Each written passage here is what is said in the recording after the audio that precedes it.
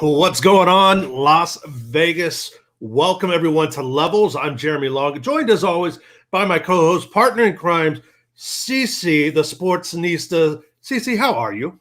Good. I was about to do some popping and locking. I don't know why. Yeah, man, it's that music. It's popping. It was in my spirit. Yeah, we're in our spirit. We're in our feelings and everything, man. We have an incredible show for you. We are joined by the one and only Vinny Paz, 5-time world champion, Hall of Fame boxer. And oh man, I cannot wait to talk to this guy. So you know what, Cece? I know normally we banter, we back and forth, but no, let's introduce the man, the myth, the legend himself, Vinny Paz. Vinny, how are you today, brother? Hey, it's really good to be on here. We got all that shiny stuff. Right off the bat, we're going to give a big shout out to Zena, because I wouldn't be on here right now. I really appreciate you guys hanging in there with me. Yeah, Vinny has a real life warrior princess in his life. So thank you so much, Zena, for all that you do for Vinny, and also with WBC Cares and a whole bunch of other stuff. She's a special lady. Absolutely. My God. Yes. Well, Vinny, I mean, I see what you're showing off there. What's the collection behind you? It's just I collected a couple of these things over the years. Actually, it took me 20 years to get those 5 things. Oh man, which one's on top though? Which one's the top one up there? Actually, the top one, it's supposed to be the first one I ever won, but it's not, because it's like my most favorite belt, because I knocked some dude out and I really hated him. And it ended up making the first. I ended up making that the first belt. Yeah. The second one, oh my God! In the second one, it goes neck and neck. I don't know which guy I hated more, Dana Rosenblatt or Dan Sherry. The second one was my 3rd world title after I came back and broke my neck. I went through the halo and all the accident happened. I came back and I fought my first fight after I broke my neck against Louis Santana, who was a former world champion. I beat him pretty good on USA Tuesday night fight, and then I fought in a couple fights later. I fought for this for that IBC title. Now it's and I only fought for it because they were going to change boxing and go back to 15 rounds. Mm-hmm. So I was going to fight, and I thought I was going to fight for 15 rounds, but I knew I wanted to knock this kid out bad. He thought he was going to tear me apart. This kid Dan Sherry from Canada, and I put a whooping on him, stopped him, knocked him out in the 11th round. I broke 2 of his ribs. It's a vicious sport. So you went 50-10 in your career, but somewhere along the line you had the horrific accident and broke your neck. You were in the halo, and they said you would never walk again. What were you thinking as you were laying there in that hospital bed? That was the worst moment of my life. It was literally the worst moment of my life. I don't know. I just kept, I just tried to stay headstrong, and just I didn't want to do nothing but fight. We're coming up on 30 years since, so it was 91 when the accident happened. What was the biggest lesson that you learned during that time? Do what you want to do and do it hard. And if you want to do it, you can do it. There's not too many things that can't be done out there. And I'm not like saying like I could beat LeBron James in a one-on-one contest. That's not going to happen. But what you can do, what's inside you, and what you're looking to do, that you can do it. Go after it as hard as you can, and you will make it happen. Vinny, of course, the 2016 movie Bleed for This is about your recovery and your accident and then climb back into the ring and winning world championships. Whenever they first approached you about this and started developing this movie, was any part of that painful for you to kind of relive mentally? Like you said, it was one of the darkest moments of your life. Was it at any point where you just kind of like, oh man, I don't really like doing any of this with the movie or anything. Yeah, that's a good question. And yeah, that's a really good question. I'm not sure exactly how I felt about the whole thing, but I just did it because I wanted to see people see what I went through and know and help them by them getting hurt, being down and out. You don't have to break your neck. You could twist an ankle. You could your pinky bothers you. You got cut with a knife. You might have cancer. You might have some type of disease, some problems, and it's all about coming back and making it happen, making it work. At least trying to make it work, and come back and get back on top again. I got lucky. I got lucky, but a lot of hard work, and I stayed strong, and I ended up winning 3 more world titles. Yeah, Miles Teller played you in the movie. Did you have any say in that? A little bit. Miles did such a great job. He is so good. Miles is so good. I talk to him every once in a while. He's going to be big, which is good for my movie because people are going to go back and see what he did. Right. He's coming up with a new movie, which they think this is going to be the highest grossing movie of all time. It's Tom Cruise. I don't know if you guys remember the Top Gun that he was in before. Sure. Mm-hmm. Yeah, okay, so this one coming up, we're doing a sequel, and it's going to be Miles Teller. Is going to play Tom Cruise's kid. Wow, that's awesome. Oh, that is awesome. Pretty cool. And Miles is like, I mean, he's on Tom Cruise level. Oh yeah, he's a great actor. Yeah. Miles is so good. My God, so good. He played me like I couldn't have played me better than he played me. We're getting some love in the chat. Ralph Velez, who is also the ring announcer for Mayweather Promotions, is saying hello to you. And where there's a will, there is a way. Big props to you. Good job. For certain. Yeah, I think actually he was there at the Nevada Boxing Hall of Fame when you were inducted. What are your thoughts on the current Boxing Hall of Fame and your name being omitted from that list again? I think they plain and simple. That's all. Yeah, how political do you think it is? There's something going on. That's all that is. Something going on. And usually, like everything, not 75%, not 90%. Usually everything is about money. And I'm sure there's a reason why. It's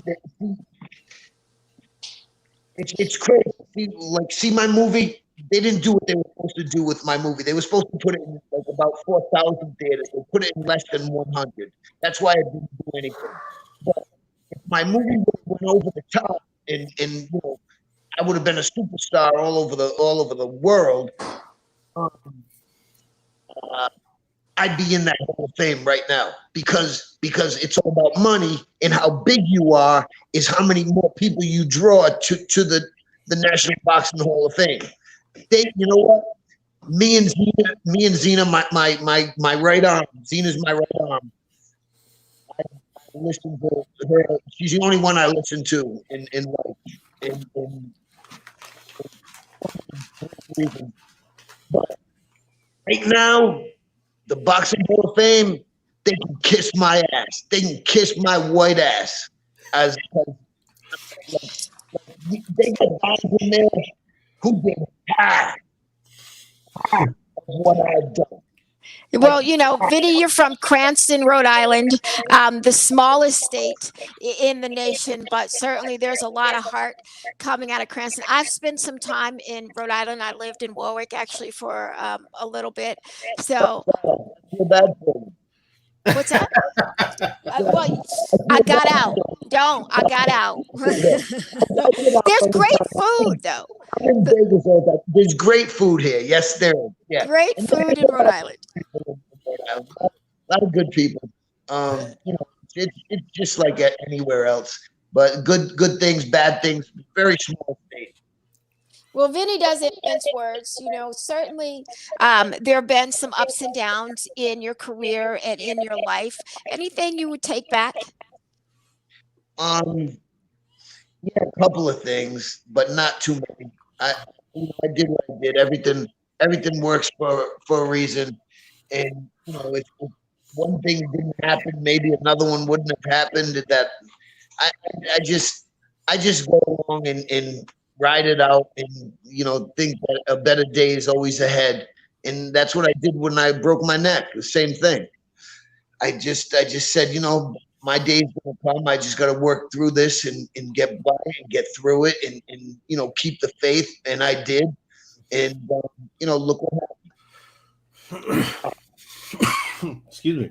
I'm sitting there. I'm chewing on sunflower seeds. It's killing me right now. There's kind of this exhibition match coming up with a guy that you fought many years ago, that Roy Jones Jr. against Mike Tyson. Remember, what do you think of this exhibition match? What do you think about these older guys climbing into the ring?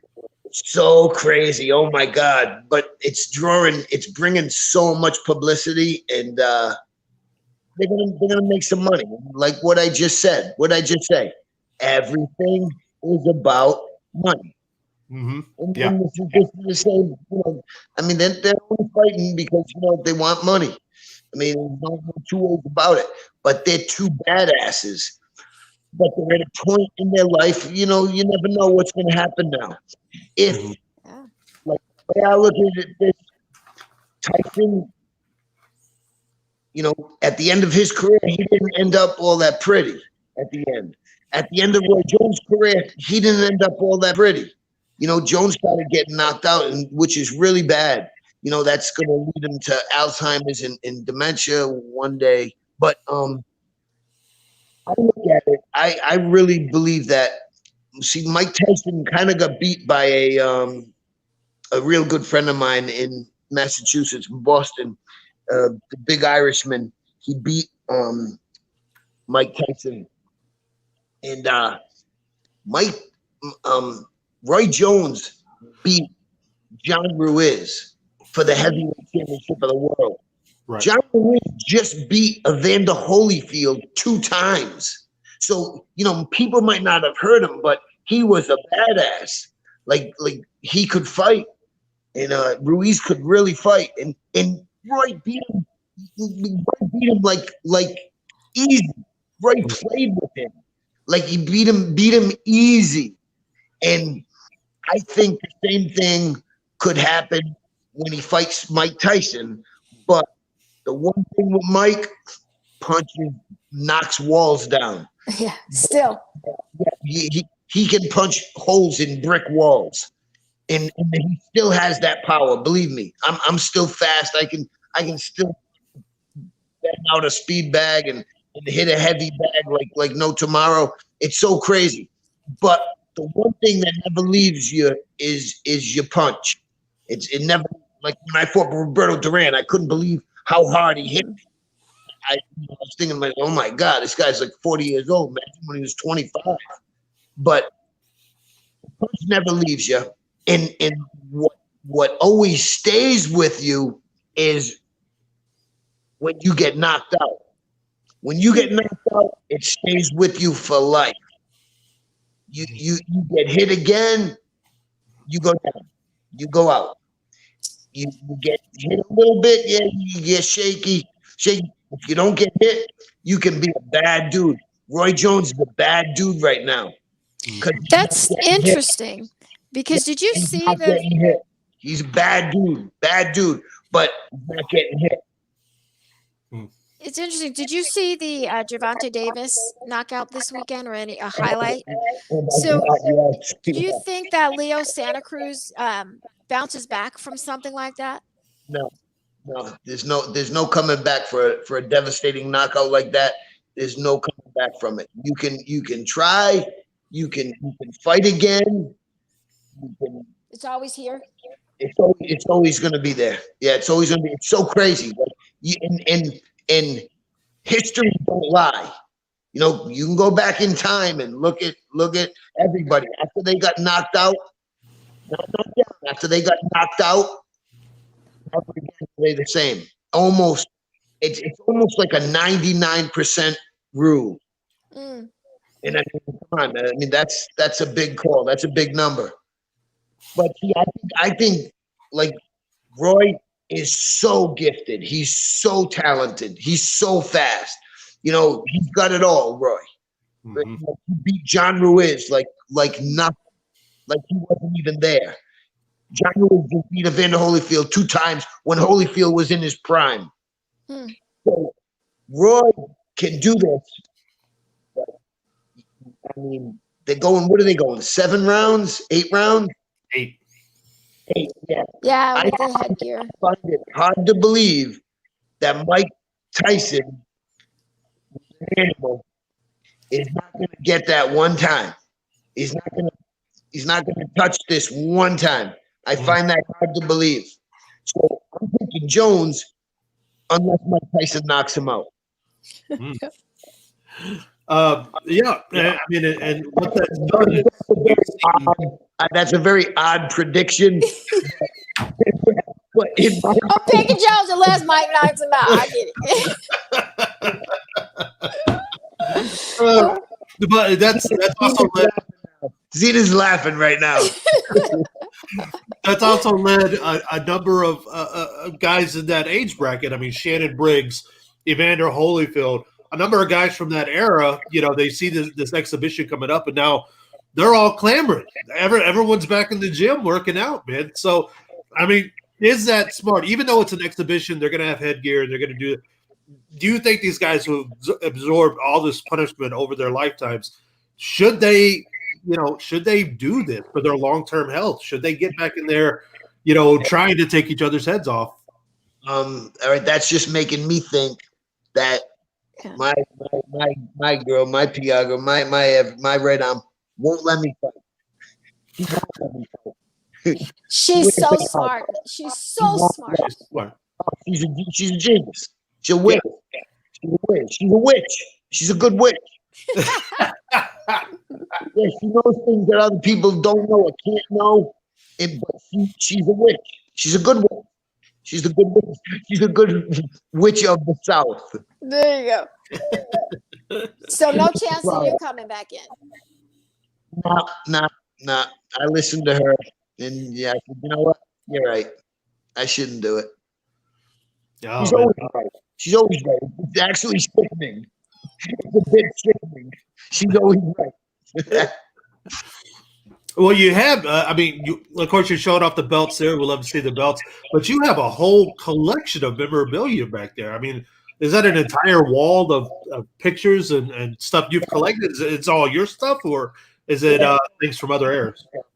This is a fan, a great fan, and now who's become a great friend, a guy from North Carolina. He used to write me letters when I was in my prime, and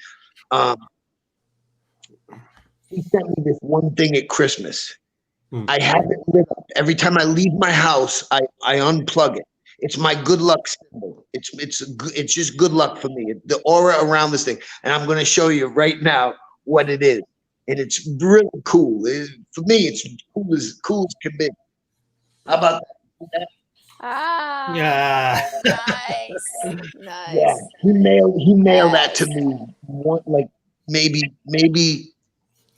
around 20 years ago. It was after I retired. Nice. I leave it on every day, all night, for weeks. And when I go away, I take the plug out every time. First thing I do when I walk in my house is put that back on. Because that my good luck charm. That is That super. is very cool. And his name is Barry Lindeman. You know, I love him. He's one of my buddies today. I love the guy. He's awesome. That is nice. So, where do you spend most of your time, Vinny? Are you spending your time on the East Coast, or you situated in Vegas most of the time? Well, I love Vegas. You know, it's just my style that works for me, and I'm there quite a bit. But my base here is my base is Rhode Island. Yeah. And, I don't know. There's some things coming up, some really big things coming up. So I might be. I don't know. I'd like to keep it home and get a condo in Las Vegas. So maybe that'll happen. Got some really good things coming up. Me and Zena got some cool stuff. Yeah, man, you can come stay with me. It's all right. I got an extra couch. Nice, I love it. Hey, what state? We're in Las Vegas. What state? We're in Oh, Nevada. you're in Las Yeah, Vegas right now? Yeah, that's where Oh, we are. right. Oh my God. I will take a couch. I'll take a couch. You got it. You got it, man. You You got just bring some stuffies with you, and I want some car hugs, and I want a coffee cabinet too, and a grinder too. Of course, a grinder. Of course, not a grinder, a grinder. Yeah. I was trying to tell my kids about the pizza strips the other day too, and I was like, "Man, when you want cheese, you get a pizza strip." I'm going to show you a picture of this guy that probably I hate him the most, and I would really like to. I'd like to hit him with a couple of shots and then just choke him. Zena, you hear that? Gotta run interference. Watch this. Tell me if you know who that is. I can't quite see. Can you see it? Mm-mm. Who's that?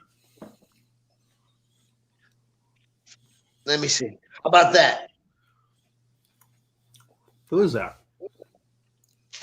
Is that? You recognize that maggot? I can't tell. Right now. One more time. Who is it? Greg Haugen. Yeah, nobody knows him. He's a shitbag. He's a shitbag. Nobody knows him. Well, you fought him 3 Leave times. that man Right? alone. Yes, I fought him 3 times. And you still got beef? Did you say I'm still grumpy? No, I said you still got beef. Like you didn't feel like you settled it. Yeah, I got a beef. What do you think? You think this shit just goes away? You like somebody's fighting me in front of millions of people. Millions of people are watching, and they're trying to put me down. They're gonna talk shit about me, making me look like a fool. How would I want to like anybody like that? This guy, I can't stand him. You know what? I think even Zena will let me fight this guy. Like one more time. Let's try and put it together in Las Vegas somewhere. We'll call it. We gonna keep you out of trouble, champ. We'll call it the brawl for it all. How cool is that? In a cage, no referee. I'm stomping his little white ass. I'm gonna crush him. We're talking with Vinny Paz. He is former 5-time champ, 50-10. And 30 knockouts. That means every other guy I got knocked out. Yeah. 30 out of 60. So if you're fighting me, you got to think like, oh my God, I'm fighting Vinny Paz. I have a 50% shot of getting knocked out. Now, I mean, of course, you are one of boxing's legendary tough guys, not only for what you overcame outside of the ring to get back into it, but also because of that. I mean, 30 knockouts and 60 career fights and things like that. I mean, but, putting your name up there with the other kind of those really legendary guys, Roberto Duran and maybe Arturo Gatti and Mickey Ward, these guys, where would you rank yourself? I mean, do you think you're one of the toughest, if not one of the toughest guys ever to box? You know, I don't.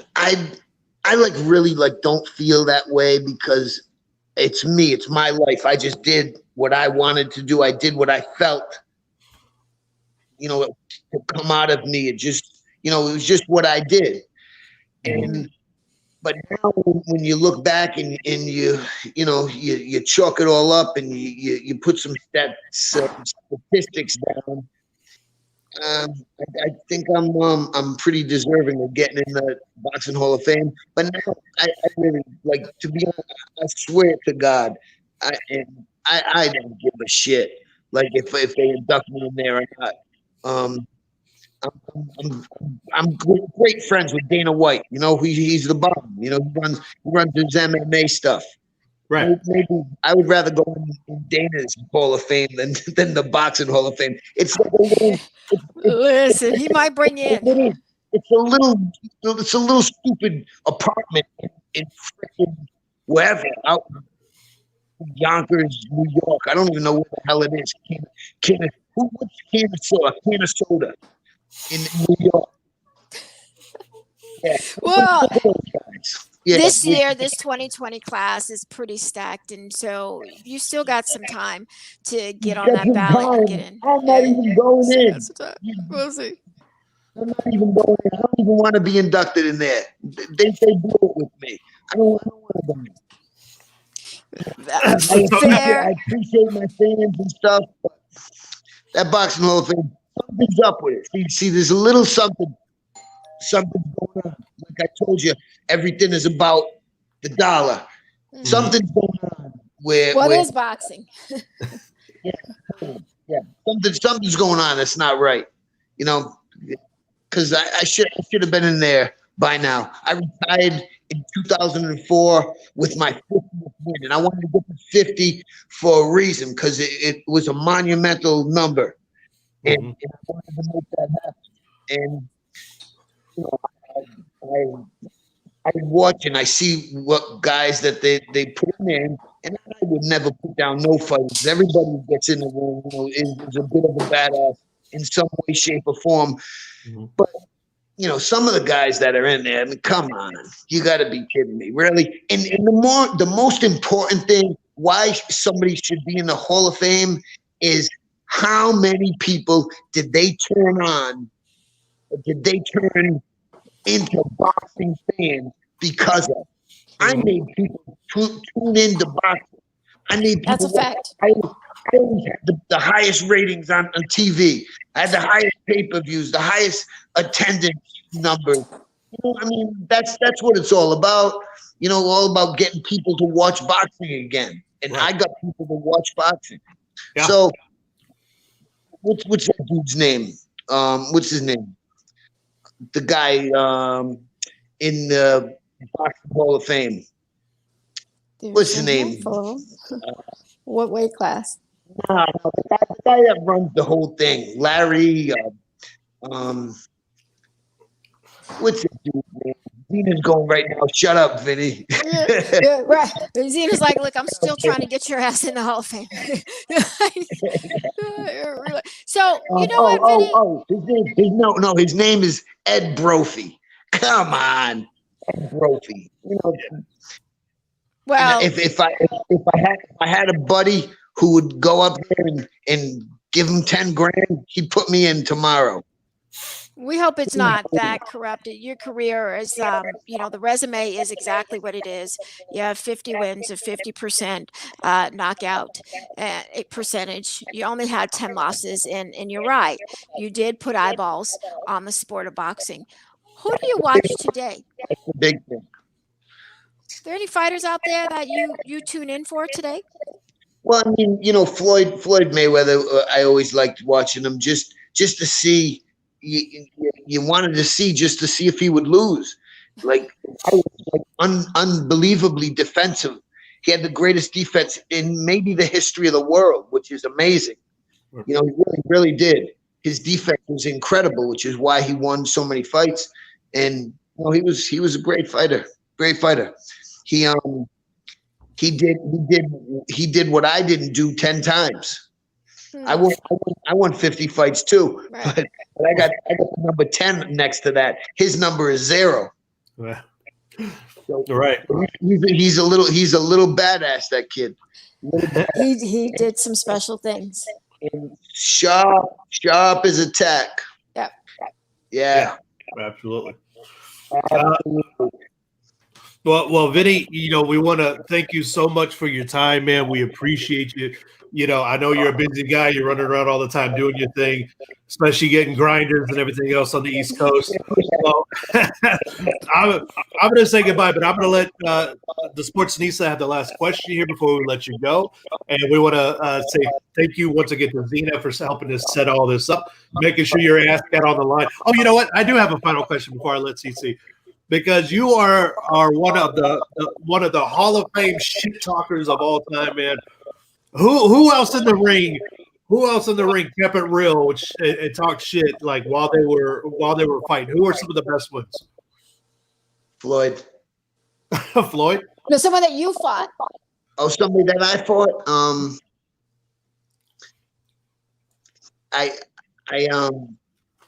I knocked out two guys that were talking a lot of shit.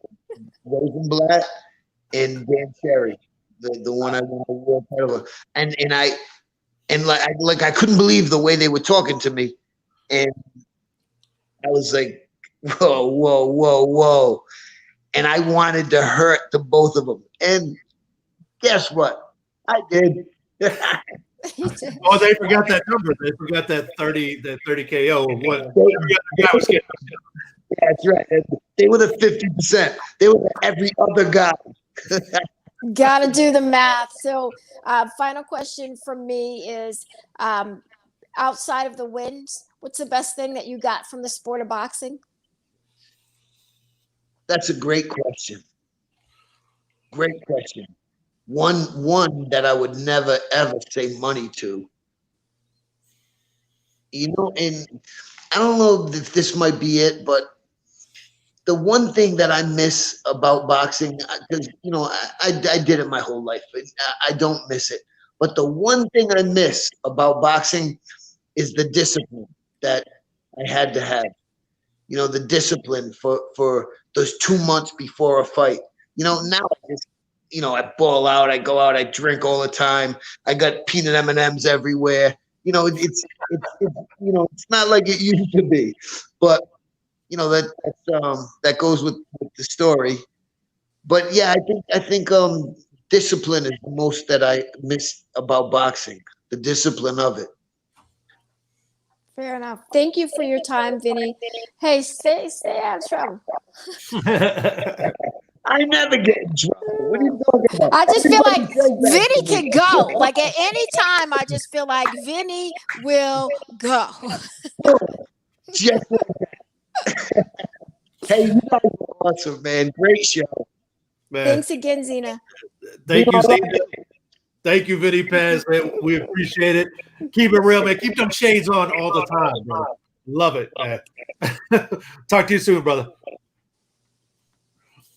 Vinny Paz, man. Doing his thing. One and only, man. God. You talk about, I didn't want to interrupt him while he was talking and everything. You talk about one of those guys that made people fans into boxing. Him, Arturo Gatti, Mickey Ward, all around that time when I was growing up and everything. Young fight fan, right here. Tasmanian Devil, dude. The Tasmanian Devil doing his thing. Look at John Moody, peanut M&Ms everywhere. Yeah. Next time we see him, I'm gonna make sure, I'm gonna have some peanut M&Ms on me. Vinny Paz, the one and only, man. So there you go. Always find it. Yes, thank you so much to Zena once again for helping us hook that up and do all that, because you got to understand, a guy like Vinny Paz is like so many other, great champions out there that are very personable with their fans. If you follow him on Twitter, I mean, the guy's, he's always tweeting, he's always doing his thing, but they have media requests all the time, from the lowest podcast to the biggest ESPN shows and everything. So for Zena and her team and for Vinny to make time for us, man, we really do appreciate that. And we really appreciate everyone tuning in and leaving comments. Sky Moore, John Moody, of course, our guy Ralph, doing his thing and everything. It's Ralph's Happy birthday! Happy birthday! Ralph's birthday. That's why Ralph is here. He ain't trying to mess with us when he's getting his drink on. And he's actually in Vegas, I think. Yeah, he is. So, we'll have to catch up with him and all that good stuff, man. So that's the show. That's it. how do you follow Vinny Paz? You just don't. don't. You don't follow Vinny Paz. So be sure you catch the replays on our Facebook. If you looking for a good podcast to tune into our podcast. We're everywhere. Apple, Google, Spotify. We're on all sorts of places and everything. Tune in. Yeah, the levels. You'll find us. Share us with your friends. We appreciate everything you guys, all the comments and all your love and everything. So until next week, we're gonna have another fun guest lined up for you. Yeah. Yeah, we'll see you next time, guys.